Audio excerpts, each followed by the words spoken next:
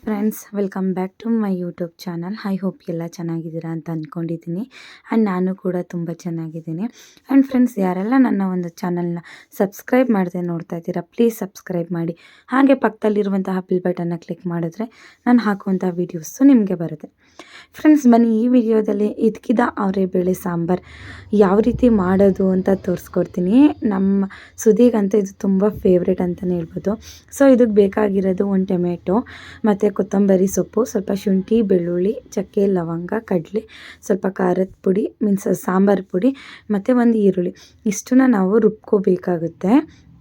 So ತುಂಬ ಅಂದರೆ ತುಂಬ ಸಿಂಪಲ್ ಫ್ರೆಂಡ್ಸ್ ಮಾಡೋದು. ಜಾಸ್ತಿ ಟೈಮ್ ಕೂಡ ಬೇಕಾಗಿಲ್ಲ, ನಮಗೆ ಬೇಗ ಆಗಿಬಿಡುತ್ತೆ.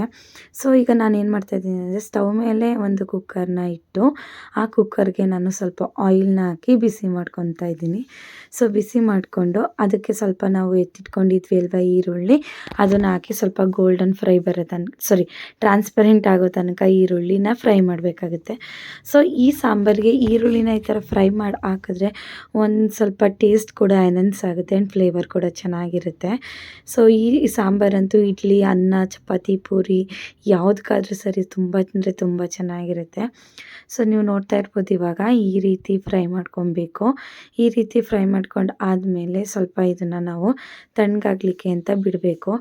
ಡೈರೆಕ್ಟ್ ಜಾರ್ಗೆ ಹಾಕ್ಕೊಂಡ್ರೆ ಸ್ವಲ್ಪ ಬಸ್ಟ್ ಆಗೋ ಚಾನ್ಸಸ್ ಕೂಡ ಇರುತ್ತೆ ಜಾರು. ಹಾಗಾಗಿ ಇದನ್ನು ಈ ಥರ ಫ್ರೈ ಮಾಡಿಕೊಂಡು ಸ್ವಲ್ಪ ತಣ್ಣಗಾಗಕ್ಕೆ ಬಿಡಬೇಕು.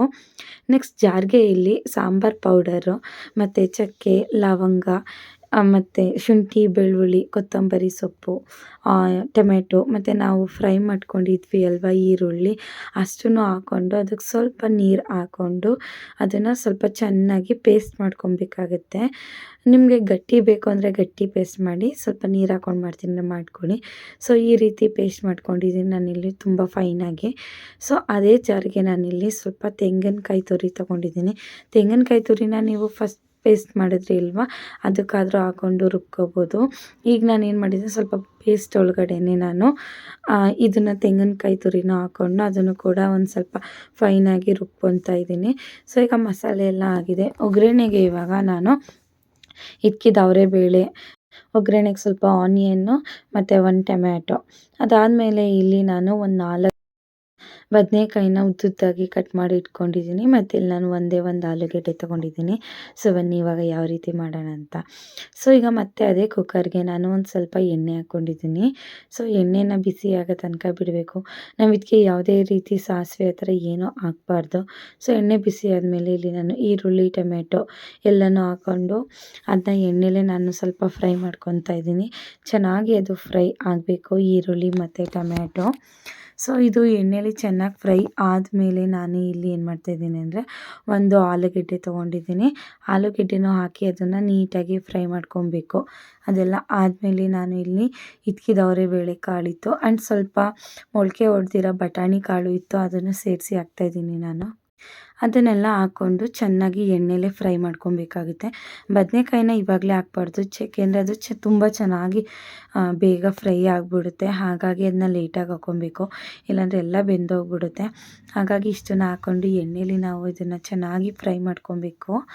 ಸೊ ಇದು ಫ್ರೈ ಆಗಿದ ತಕ್ಷಣ ನಾನು ಇದಕ್ಕೆ ನಾವು ರುಬ್ಬಿಟ್ಕೊಂಡಿರೋಂತಹ ಮಸಾಲೆ, ಸಾಂಬಾರು ಪುಡಿದು ಮಸಾಲೆ ಇಟ್ಕೊಂಡಿದ್ವಿ ಅಲ್ವಾ, ಅದನ್ನು ಹಾಕ್ಕೊಂಡು ನಾವು ಅದನ್ನು ನೀಟಾಗಿ ನೀರು ಹಾಕ್ದೆ ಎಣ್ಣೆಲೇ ಫ್ರೈ ಮಾಡಬೇಕಾಗುತ್ತೆ. ಸೊ ಯಾವುದೇ ಒಂದು ಡಿಶಸ್ ಆದರೂ ಕೂಡ ಫಸ್ಟ್ ಈ ಥರ ನಾವು ಮಸಾಲೆ ಹಾಕ್ತಾಯಿದ್ದೀವಿ ಅಂತಂದರೆ ಅದಕ್ಕೆ ನೀರು ಹಾಕ್ಕೊಬಾರ್ದು. ಸ್ವಲ್ಪ ಎಣ್ಣೆಲಿ ಫ್ರೈ ಮಾಡಿದ್ರೆ ಫ್ಲೇವರ್ ಕೂಡ ಚೆನ್ನಾಗಿರುತ್ತೆ ಆ್ಯಂಡ್ ಟೇಸ್ಟ್ ಕೂಡ ತುಂಬ ಚೆನ್ನಾಗಿ ಬರುತ್ತೆ. ಅದಕ್ಕೋಸ್ಕರ ಇಲ್ಲಿ ನಾನು ಕೂಡ ನೀರು ಹಾಕ್ದೆ, ಬರೀ ಮಸಾಲೆನೇ ಹಾಕಿ ಅದನ್ನು ನೀಟಾಗಿ ಫ್ರೈ ಮಾಡ್ಕೊತಾ ಇದ್ದೀನಿ. ಸೊ ಮಸಾಲೆ ಎಲ್ಲ ಸ್ವಲ್ಪ ಒಂದು ಕುದಿ ಬಂದು ಆದಮೇಲೆ ನಾನಿಲ್ಲಿ ಕಾಯಿ ರುಬ್ಕೊಂಡಿದ್ದೆ ಅಲ್ವಾ, ಸೊ ಇದನ್ನು ಕೂಡ ಹಾಕಿ ಇವಾಗ ನಾನು ಎರಡನ್ನೂ ನೀಟಾಗಿ ಫ್ರೈ ಮಾಡ್ಕೊತಾ ಇದ್ದೀನಿ. ಅಲ್ಲಿ ಯಾವುದೇ ರೀತಿ ನೀರು ಹಾಕಿಲ್ಲ ನಾನು, ಮಸಾಲೆಗೆ ನೀರು ಹಾಕಿದ್ವಲ್ಲ ಅದೇ ನೀರದು. ಸೊ ನೀಟಾಗಿ ಅದೆಲ್ಲ ನೀಟಾಗಿ ಆದಮೇಲೆ ನಾವು ಎಷ್ಟು ಬೇಕೋ ಅಷ್ಟು ನೀರು ಹಾಕ್ಕೊಬೋದು. ಸೊ ನಿಮಗೆ ನೀರು ಬೇಡ ಅಂದರೆ ಒಂದು ಸ್ವಲ್ಪ ಗಟ್ಟಿಗೆ ಮಾಡ್ಕೊಳ್ಳಿ, ಅದು ಕೂಡ ತುಂಬ ಚೆನ್ನಾಗಿರುತ್ತೆ. ಸೊ ಇಷ್ಟು ಇದ್ರ ಕನ್ಸಿಸ್ಟೆನ್ಸಿ ಸಾಕು ನಿಮಗೆ ಪಲ್ಯಕ್ಕೆಲ್ಲ. ಇದು ಕೂಡ ತುಂಬ ಚೆನ್ನಾಗಿರುತ್ತೆ ಇಡ್ಲಿ, ದೋಸೆಗೆಲ್ಲ. ಇಲ್ಲಿ ನಾನು ಸಾಂಬಾರು ಮಾಡ್ತಾ ಇರೋದ್ರಿಂದ ನನಗೆ ಎಷ್ಟು ಬೇಕೋ ಅಷ್ಟನ್ನು ನೀರು ಹಾಕ್ಕೊತಾ ಇದ್ದೀನಿ. ನೀರು ಹಾಕ್ಕೊಂಡು ಅದನ್ನು ನಾನು ಒಂದು ಕುದಿನ ಕುದಿಸ್ಕೊತಾ ಇದ್ದೀನಿ. ಸೊ ನೀವಿಲ್ಲಿ ಯಾವುದೇ ರೀತಿ ಲಿಡ್ನ ಕ್ಲೋಸ್ ಮಾಡಿ ವಿಷಲ್ ಬರ್ಸೋ ಅವಶ್ಯಕತೆಯೇ ಇರಲ್ಲ. ಏಕೆ ಅಂತ ಹೇಳಿದ್ರೆ ನಾವು ಇದ್ಕಿದ್ದು ಅವರೆಬೇಳೆ ಮೀನ್ಸ್ ಅದು ಸ್ವಲ್ಪ ಹಸಿಯಾಗೇ ಇರುತ್ತೆ ಅಲ್ವಾ, ಹಾಗಾಗಿ ಇಲ್ಲಿ ನಾನು ಯಾವುದೇ ರೀತಿ ಲಿಡ್ನ ಕ್ಲೋಸ್ ಮಾಡ್ತಾಯಿಲ್ಲ. ಸೊ ಇದೆಲ್ಲ ಒಂದು ಕುದಿ ಆದಮೇಲೆ ನಾನಿಲ್ಲಿ ಕಟ್ ಮಾಡ್ಕೊಂಡಿರುವಂತಹ ಬದನೆಕಾಯಿನೂ ಕೂಡ ಹಾಕ್ಕೊತಾ ಇದ್ದೀನಿ.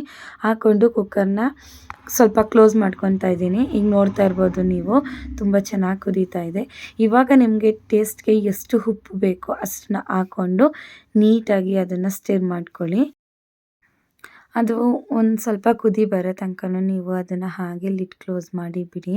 ವಿಷಿಲ್ ತೊಗೊಬೇಡಿ. ವಿಷಿಲ್ ತೊಗೊಂಡ್ರೆ ಕಾಳು ಬೆಂದೋಗ್ಬಿಡುತ್ತೆ. ಆಗ ನಮಗೆ ಕಾಳು ಸಿಗೋದೆ ಎಲ್ಲೆಲ್ಲ ಸ್ಮ್ಯಾಶ್ ಆಗಿರುತ್ತೆ.